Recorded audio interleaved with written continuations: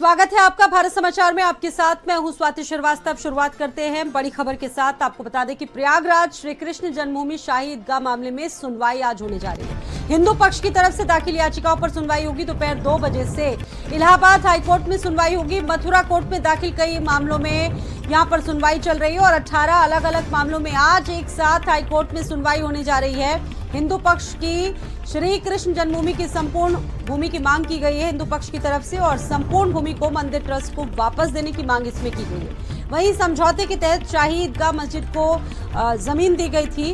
विवादित स्थल हटाकर हिंदुओं को पूजा का अधिकार देने का मांग लगातार की जा रही है। इसको लेकर आज विभिन्न याचिकाएं जिन पर सुनवाई का दिन है, हिंदू पक्ष और मुस्लिम पक्ष दोनों की तरफ से तमाम याचिकाएं दी गई हैं। और वही समझौते के तहत शाही ईदगाह मस्जिद को ये जो भूमि थी वो दी गई थी। वहीं विवादित स्थल हटाकर हिंदुओं को पूजा का अधिकार देने की मांग भी इस याचिका में दिया गया।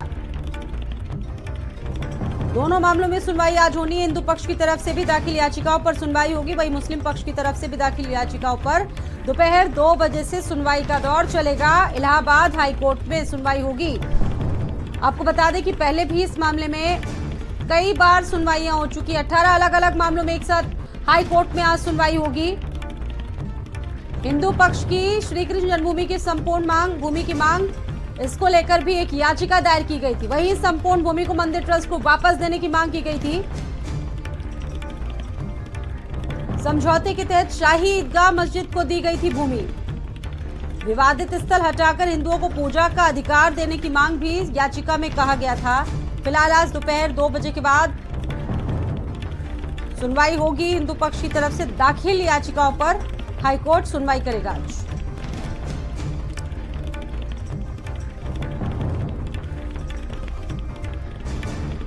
इससे पहले भी मथुरा कोर्ट में दाखिल कई मामलों में सुनवाई हो चुकी है और आज 18 अलग अलग मामलों की एक साथ हाईकोर्ट में सुनवाई होगी, हियरिंग होगी। धीरेन्द्र हमारे साथ मौजूद हैं, इस खबर पर बातचीत करेंगे धीरेन्द्र से। धीरेन्द्र, 18 अलग अलग मामले हैं जिसमें हिंदुओं की तरफ से भी कुछ याचिकाएं दी गई हैं, मुस्लिम पक्ष की तरफ से भी कुछ याचिकाएं दी गई हैं, तो क्या अपडेट है? दोपहर 2 बजे के बाद सुनवाई होगी। देखिए, कुल इस पूरे मामले में कुल 18 याचिकाएं दाखिल की गई थी जो मथुरा कोर्ट में दाखिल की गई थी और उसको अब इलाहाबाद हाई कोर्ट में क्लब करके एक साथ सुनवाई की जानी है।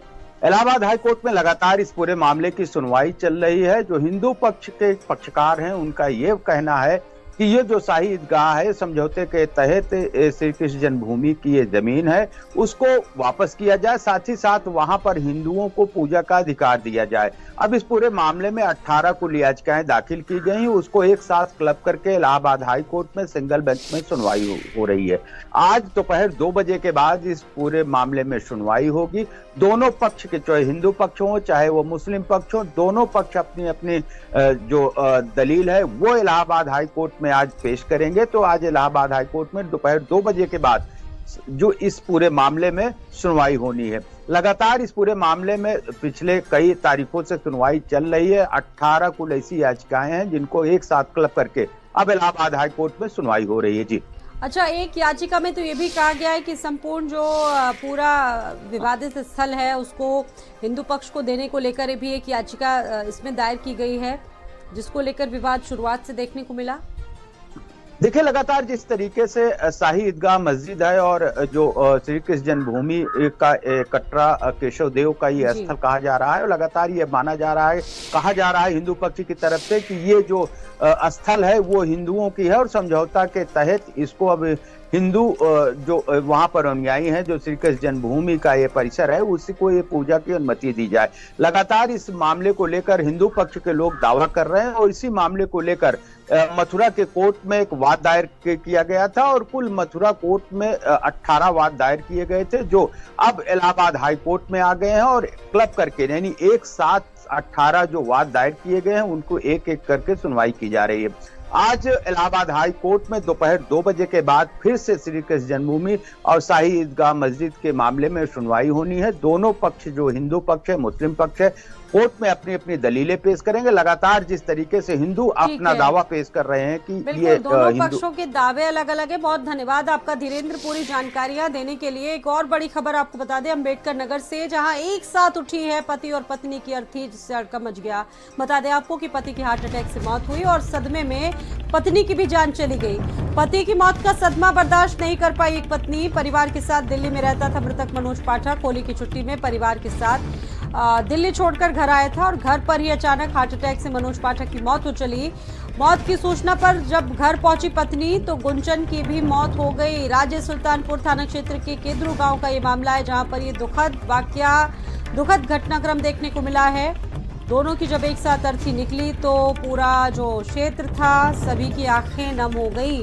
बताया जा रहा है कि पत्नी की भी मौत हो गई, पति की हार्ट अटैक से मौत हुई और ये सदमा पत्नी बर्दाश्त नहीं कर सकी। केदारूपुर का ये मामला बताया जा रहा है, जहां एक साथ उठी पति और पत्नी की अर्थी। पूरा जो क्षण था वो काफी भावुक देखने को मिला। पहले पति की मौत हुई और उसके बाद सदमे में पत्नी की भी जान चली।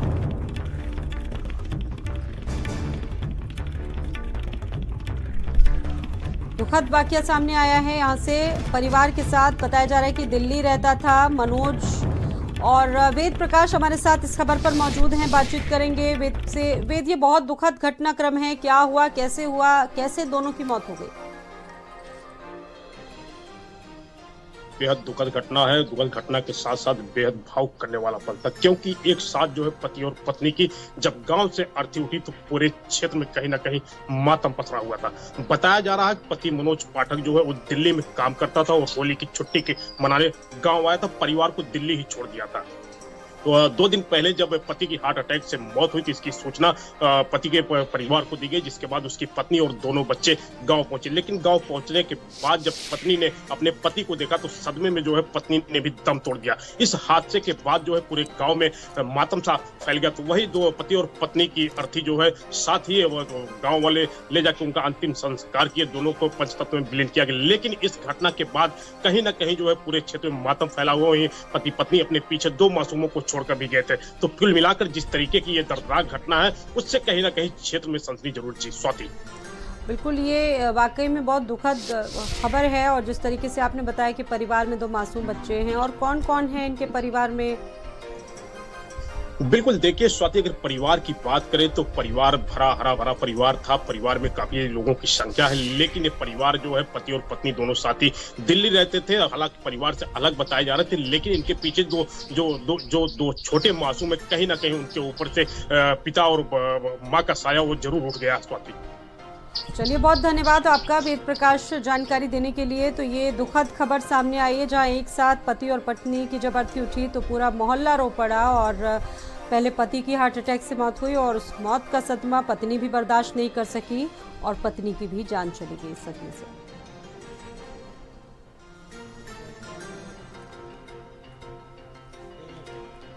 एक और बड़ी खबर आपको बता दें, सुल्तानपुर से मंत्री संजय निषाद का सनसनीखेज बयान। और उस बयान में उन्होंने कहा है कि मैंने 7 दारोगाओं के हाथ पैर तोड़वाए हैं। संजय निषाद, जो कि उत्तर प्रदेश सरकार में कैबिनेट मंत्री हैं, उन्होंने कहा है कि दारोगाओं को गड्ढे में फिकवा चुका हूं। मन से कबूली उन्होंने ये बात कही कि दारोगाओं के हाथ पैर तोड़वा डाले। उत्तर प्रदेश सरकार में मंत्री हैं संजय निषाद।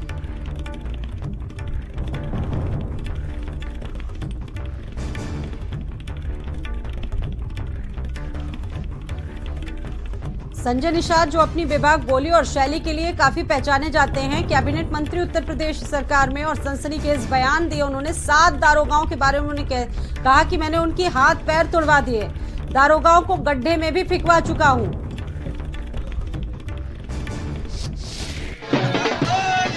यहाँ ऐसे नहीं पहुंचा हूँ। 7 दरोगा का हाथ पैर तोड़वा कर उसे गड्ढे में फेंकवा कर तब डॉक्टर संजय आया है। जरूरत हुआ तो दरोगा के खिलाफ भी कार्रवाई कराएंगे।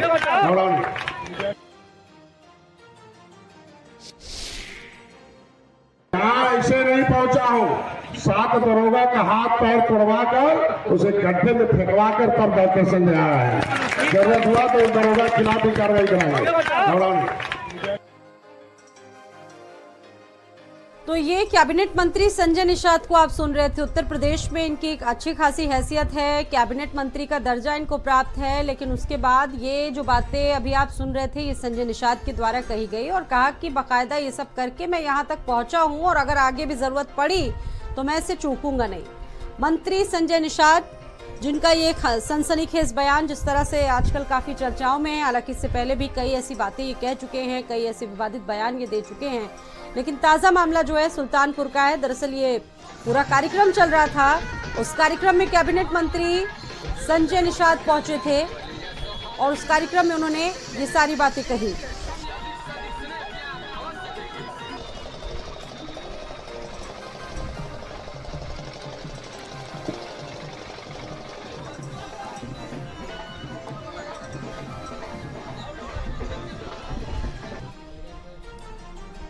बढ़ते आगे, सीतापुर कांग्रेस सांसद राकेश राठौर जेल से रिहा हो चुके। दुष्कर्म मामले में 30 जनवरी से बंद थे। सीजेएम कोर्ट से आज जमानत मिलने के बाद जेल से उनकी रिहाई हुई है। सीतापुर जेल से रिहा किए गए हैं सांसद राकेश राठौर।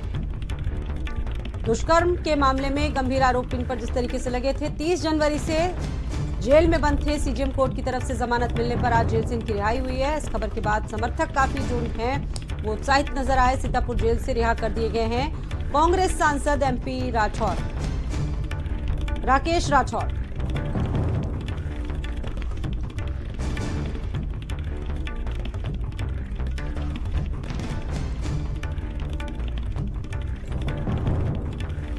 दुष्कर्म जैसे गंभीर आरोप इन पर लगे थे और काफी ज्यादा विवादों में भी थे, जिसकी वजह से मुश्किलें बढ़ी और सलाखों के पीछे 30 जनवरी से लगातार ये थे। फिलहाल आज सीजेएम कोर्ट से जिस तरीके से एक बड़ी राहत इनको मिली है, जेल से रिहाई हो गई। सीतापुर जेल से रिहा किए गए हैं सांसद राकेश राठौर।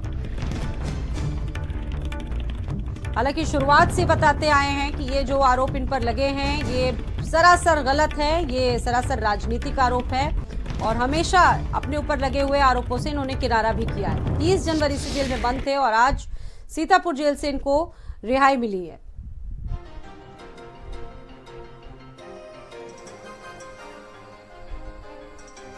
ईश्वर के आशीर्वाद से, लोगों की दुआओं प्रार्थनाओं के सहारे मुझे मैनी न्यायालयों से जमानतें मिली और इस दौर में जिन लोगों ने मेरे लिए प्रार्थनाएं की उन सब का आपके मरकज से बहुत बहुत धन्यवाद। आभार। पूरे मुकदमे से लेके रिहाई पेच ही पेच और जल्द ही, अब ज़्यादा उस पर कहने की आवश्यकता नहीं है, जल्द ही आपके सामने दूध का दूध पानी का पानी होगा और जल्द ही लोगों के चेहरे बेनकाब होंगे, मुझे न्याय मिलेगा।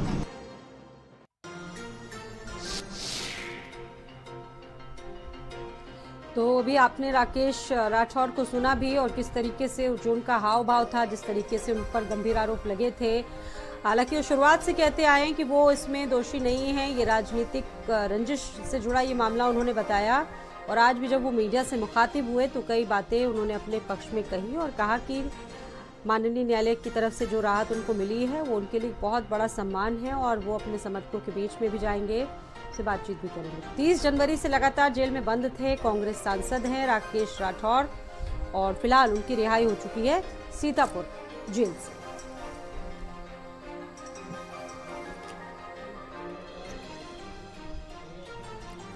कौशाम्बी से खबर है, पुरानी रंजिश में गोली चली है। 50 बीघा जमीन के विवाद में गोली चली है। गोलीकांड में महिला घायल है, अस्पताल में भर्ती कराया गया है। गंगा कछार की जमीन को लेकर दो गुटों में तनाव। मौके पर पहुंची पुलिस घटना की तफ्तीश में जुटी हुई है। पहले इस विवाद में 26 नवंबर को फायरिंग हुई थी। फायरिंग में गुलफाम नाम के एक शख्स की जान गई। संदीपन खान क्षेत्र के मनसरी गांव का ये मामला है।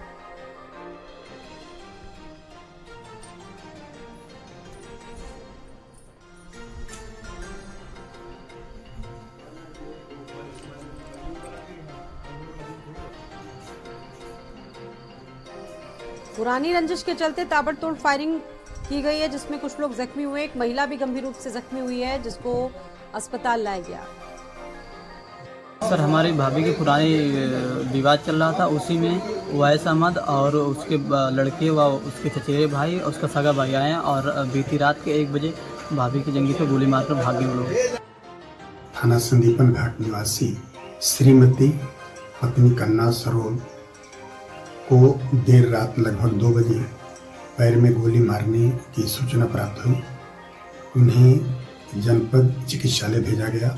वहां से बेहतर इलाज के लिए SRN प्रयागराज भेजा गया है। परिजनों द्वारा दी गई तहरीर के आधार पर अभियोग पंजीकृत किया जा रहा है तथा आरोपित 2 लोगों को पकड़कर उनसे पूछताछ की जा रही है। अब पुलिस पूरे मामले की तफ्तीश कर रही है। गोलीकांड में एक महिला गंभीर रूप से जख्मी हुई है और हालांकि इसके पीछे पुलिस इसे पुरानी रंजिश को भी देख कर चल रही है और उसी के आधार पर पुलिस की तफ्तीश जारी है। कौशाम्बी की यह घटना है। गोलीकांड में महिला गंभीर रूप से घायल है।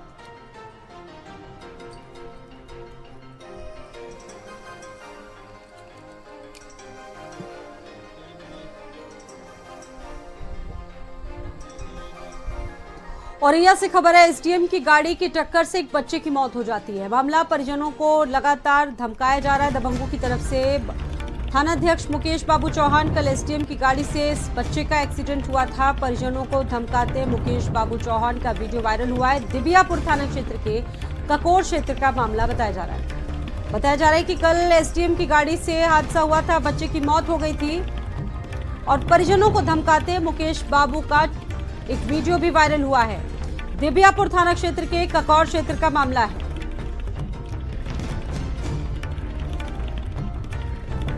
बच्चे के साथ हादसा, बच्चे की मौत और ऊपर से परिजनों को धमकाने का वीडियो भी सामने आया है।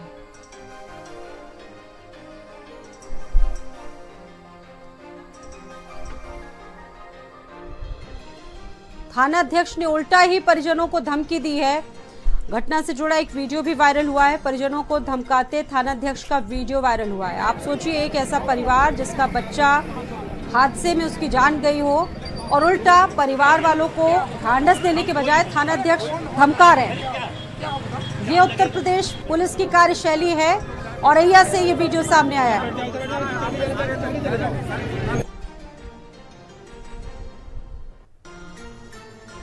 कानूनी कार्रवाई तो कानूनी कार्रवाई कैसे होगी? जाम तो लगाओ, बगैर जाम लगे वो तो गाड़ी भाग गई, वो तो भाग गई गाड़ी, वो तो भाग गई गाड़ी। गाड़ी कहीं तो जा रही है, क्या होगा? हम कोई हूँ, क्या होगा? जाम लगेगा और जाम की हिम्मत नहीं बता दे रहे तो क्या हमारी? हाँ, क्यों नहीं है? ऐसे मत क्यों लगा? क्यों नहीं है जाम? भाई कानूनी कार्रवाई तो कानूनी कार्रवाई कैसे होगी? जाम तो लगाओ, बगैर जाम लगे वो तो गाड़ी भाग गई, वो तो भाग गई गाड़ी, वो तो भाग गई गाड़ी। गाड़ी कहीं तो जा रही है, क्या होगा? हम कोई हूँ, क्या होगा? जाम लगेगा और जाम की हिम्मत नहीं बता दे रहे तो क्या? तो आप देखिए, ये उत्तर प्रदेश पुलिस की कार्यशैली। एक परिवार जिसके बच्चे ने कुछ ही समय पहले दम तोड़ा हो, उस बच्चे की हादसे में मौत हुई हो, वो भी एसडीएम की गाड़ी से उल्टा परिजनों को ढांढस देने के बजाय परिजनों को थानाध्यक्ष ने धमकी दी और कहा कि अगर जाम लगाए तो कानूनी कार्रवाई होगी। परिजनों को धमकाते हुए थानाध्यक्ष का वीडियो वायरल हुआ है। ये वीडियो आप भी देख रहे हैं। एसडीएम की गाड़ी से बताया जा रहा है बच्चे की मौत हुई, एसडीएम की गाड़ी से बच्चे की मौत हो गई। परिजनों को धमका रहे हैं दिबियापुर थानाध्यक्ष, जिनको अभी आप सुन रहे थे, इस वीडियो में देख रहे थे। गंभीर घटनाक्रम है औरैया के दिबियापुर का बताया जा रहा है पूरा मामला। राहुल मेरे साथ मौजूद हैं इस खबर पर। राहुल, ये पूरा घटनाक्रम क्या रहा? समझ में तो ये आ रहा है कि बच्चे की एसडीएम की गाड़ी से मौत हुई और उसके बाद जब परिजन पहुंचे तो उल्टा उनको धमकाया गया। आपने क्या देखा? जी स्वाति जी, आपको बता दें, मजिस्ट्रेट की गाड़ी से जो है बच्चे का एक्सीडेंट हुआ था। बच्चा अपने परिवार का अकेला इकलौता बच्चा था और राशन लेके जैसे ही निकला है वैसे ही जो एसडीएम की गाड़ी तेज स्पीड में आई और उसको बच्चे को कुचलती हुई निकल गई वहां से। जिसके बाद जब परिजन गाड़ी पकड़ने की और अन्य मांग रख रहे थे, जिस दौरान मुकेश बाबू चौहान थाना अध्यक्ष दिबियापुर वहां मौके पर पहुंचे और बच्चे के परिजनों को सांत्वना देने की जगह वो उल्टा धमकी दे रहे थे। और बताया जा रहा है कि मुकेश बाबू चौहान के जो है शासन में एक उच्च स्तरीय अधिकारी से अच्छे संबंध होने के नाते ये उसी थाने में लगातार 2 साल से जमे हुए हैं, जिसका जो है ये लगातार कई ऐसे मामलों में इनका सामने आए, लेकिन इन्हें हटाया नहीं जा सका है क्योंकि इनका शासन में अच्छा पकड़ बताया जा रहा है। और इस बार भी ऐसा ही हुआ है, जो परिजनों को धमका रहे थे, धमकी के बाद उन्हें वहां से भगा दिया और अभी तक थाना अध्यक्ष पर कोई कार्रवाई नहीं हुई है। मतलब अभी तक कोई कार्रवाई नहीं है। जिस वक्त ये हादसा बच्चे के साथ हुआ उस वक्त गाड़ी में कौन था? क्या एसडीएम भी मौजूद थे गाड़ी में? जी, गाड़ी प्रत्यक्षदर्शियों का यही मानना है कि गाड़ी में अधिकारी भी बैठा था और ड्राइवर बेहद जो है लापरवाही से चलाते हुए तेज स्पीड से आया, जिसके चलते बच्चे को टक्कर लगी और बच्चे की मौके पर मौत हो गई और ड्राइवर वहां नहीं रुका, अधिकारी भी नहीं रुके, सीधा गाड़ी लेकर भाग गए हैं। ठीक है राहुल, इस खबर पर नजर बनी रहेगी, आप भी हमारे साथ जुड़े रहेंगे। तो परिजनों को थाना अध्यक्ष ने धमकी दी है। फिलहाल अभी तक कोई कार्रवाई आरोपी थाना अध्यक्ष के खिलाफ नहीं हुई है। बढ़ते आगे, औरैया में 13 वर्षीय बच्चे ने फांसी लगाकर जान दे दी। पुलिस ने बच्चे के शव को पोस्टमार्टम के लिए भेजा है। औरैया के अछलदा थाना क्षेत्र के तेहराजपुर गांव का ये मामला है, जहां पर 13 साल के बच्चे ने फांसी लगाकर एक खौफनाक कदम अपनी जान दे दी है। पुलिस ने बच्चे के शव को पोस्टमार्टम के लिए भेजा है। अछलदा थाना क्षेत्र के तेहराजपुर गांव का ये मामला है। राहुल हमारे साथ जुड़े हुए हैं। राहुल, क्या ये पूरा मामला है, जानेंगे आपसे। बता दें, यह 13 वर्षीय बच्चा था जो अपने घर से कुछ पैसे लेकर जो है खाने पीने के लिए चुपचाप ले गया था घर से, जिसके लेकर परिजनों ने उसको डांटा फटकारा। जिसी डांट फटकार से क्षुब्ध होकर उसने फांसी लगा ली। जैसे ही परिजन अस्पताल लेके गए, वहां बच्चे को मृत घोषित कर दिया गया है। धन्यवाद आपका राहुल जानकारी देने के लिए। तो बच्चे को अस्पताल लेकर लोग पहुंचे, लेकिन तब तक बच्चे की मौत हो चुकी थी। अछलदा थाना क्षेत्र के तेहराजपुर का ये मामला है।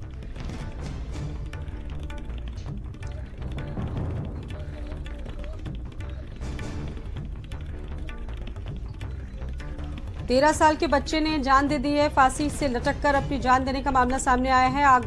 और अगली खबर आगरा से है, जहां पर मेट्रो के दोनों कॉरिडोर का होगा एक डिपो। पीएससी मैदान के पास ही बनेगा दूसरा डिपो। 40,000 हेक्टेयर जमीन पर यह बनेगा दूसरा डिपो। यूपीएमआरसी ने दूसरे कॉरिडोर के लिए बाकायदा काम भी शुरू कर दिया। दूसरे कॉरिडोर के लिए एलिवेटेड ट्रैक का काम शुरू हो चुका है। एक ही डिपो से दोनों कॉरिडोर बनेंगे, जिसमें 29 ट्रेनों का संचालन होगा। शहर में 29.4 किलोमीटर में चलेगी आगरा में मेट्रो। पहले कॉरिडोर में ताजपूर्वी से सिकंदरा तक और 13 स्टेशन बनेंगे। दूसरे कॉरिडोर में आगरा कैंट से लेकर कालंदी विहार तक 14 स्टेशन बनेंगे। एक ही डिपो से दोनों कॉरिडोर की 29 मेट्रो का संचालन होगा। आगरा के बाद खबर बरेली से। नगर निगम कार्यकारिणी की बड़ी बैठक के बाद पास हुआ है 800 करोड़ का बजट। गृहकर, जलकर, सीवरकर, विज्ञान वेधशालाओं से होगी आय। कूड़ा प्रबंधन, निर्माण कार्य, स्ट्रीट लाइट और वेतन पेंशन पर भी खर्च किया जाएगा। पिछले साल के बजट से 100 करोड़ ज्यादा खर्च करेगा इस बार नगर निगम। महापौर उमेश गौतम, नगर आयुक्त कार्यकारिणी की बैठक में बजट पास किया जा चुका है।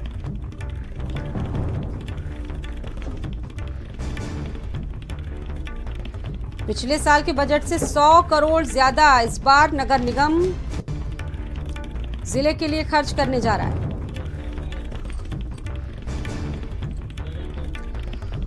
उधर सोनभद्र में लाइफ मैप बिल्डर्स के अजय सिंह का एक और बड़ा कारनामा देखने को मिला। यहां पर M11 के दुरुपयोग के बाद अब आबादी में हैवी ब्लास्टिंग हो रही है। आबादी के बीच अजय सिंह को पट्टा आवंटित कर दिया गया है। जहां पट्टा हो ही नहीं सकता, वहां अजय को पट्टा मिल गया। जाता जुआ बंगम देवा के ग्रामीणों को जान से लगातार खिलवाड़ की जा रही है। एनजीटी के नियमों की भी सरासर धज्जियां उड़ाई जा रही है। गुद्दी तहसील में एक भी क्रशर प्लांट स्थापित नहीं किया गया है। बिल्ली मारकुंडी से लगातार MM11 का जो दुरुपयोग है वो हो रहा है। वहीं प्राथमिक विद्यालय आंगनबाड़ी केंद्र के पास हैवी ब्लास्टिंग हो रही है। DSR की कार्रवाई में घोर लापरवाही बरती गई तो ये काफी खतरनाक हो सकता है लोगों के लिए भी। एनजीटी के मानकों के मुताबिक ऐसे क्षेत्र में DSR की कार्रवाई संचालित नहीं हो सकती। बरवा टोला में भी खुलासे के बाद आज तक कोई एक्शन नहीं हुआ। MM11 का दुरुपयोग हो रहा है, लेकिन उसके बाद भी इस पर कोई भी रोक नहीं लग पा रही है। फिलहाल इस बुलेटिन में इतना ही। बने रहिए भारत समाचार के साथ। नमस्कार।